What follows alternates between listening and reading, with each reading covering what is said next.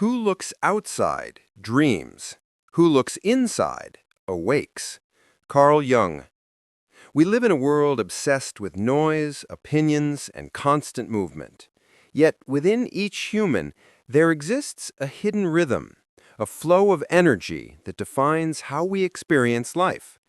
Carl Jung, the pioneer of analytical psychology, observed that human energy flows in two directions, inward, toward the self, or outward, toward the world. This simple distinction became the foundation for understanding introverts, extroverts, and the subtle, flexible middle, the ambivert. In the early 20th century, psychology was exploring the hidden forces of the mind. Freud dissected desire. Adler spoke of ambition. But Jung asked a different question. Not until you understand your own darkness can you fully appreciate the light in others. Carl Jung. He wanted to understand how people direct their psychic energy. Why do some souls find life in silence, while others seek it in conversation and action? This question led him to observe patterns that were subtle yet profound, patterns that still resonate today. The world, Jung realized, is balanced on a spectrum of energies. Recognizing which way our energy flows can illuminate why we think, act, and feel the way we do. The introvert is often misunderstood. They are not necessarily shy, antisocial, or weak. Instead, they are seekers of inner worlds. For introverts, the external world can be draining. Crowds, noise, and constant social interaction scatter their energy. Their sanctuary is the mind, a private universe of reflection, imagination, and insight. Solitude is for me a fount of healing, which makes my life worth living. Carl Jung. Introverts observe more than they speak, listen more than they shout, and feel more than they express. Yet the society around them often mistakes their silence for apathy. But silence can contain more understanding than 1,000 words. Their strength lies in depth, the ability to see beneath the surface, to sense the currents of thought and emotion that others may overlook. At the opposite end flows the extrovert. Their energy is outward, seeking connection, action, and influence. For them, life's meaning often arises through interaction. Crowds invigorate, challenges excite, and the world itself is a stage for growth. Everything that irritates us about others can lead us to an understanding of ourselves. Carl Jung. Extroverts are storytellers, connectors, adventurers of human experience. They illuminate, they provoke, they create. But their challenge is also profound. The external world can mask inner truths. In constant activity, extroverts risk losing touch with the silent depth within themselves, the part Jung believed is essential for wholeness. Jung warned that few people are purely introverted or extroverted. There is no such thing as a pure extrovert or a pure introvert. Such a man would be in the lunatic asylum. Carl Jung. Enter the ambivert, the mysterious middle path.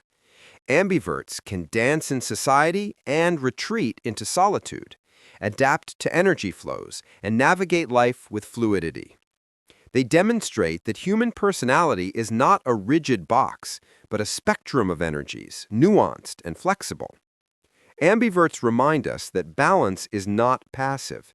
It is dynamic, a conscious dance between reflection and action, between observing and engaging. Jung believed our energy orientation, inward or outward, shapes the very way we live. Introverts experience life as a rich tapestry within their minds. Extroverts experience life as a vibrant performance in the external world. Ambiverts move fluidly between the two, sensing when to withdraw and when to engage. Your vision will become clear only when you can look into your own heart.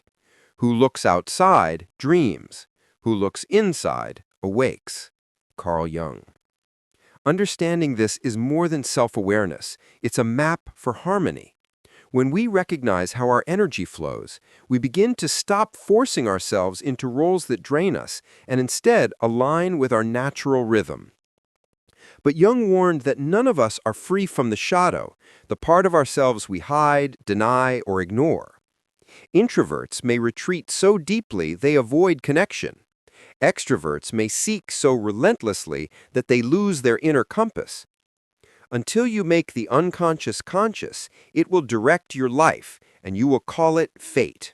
Carl Jung.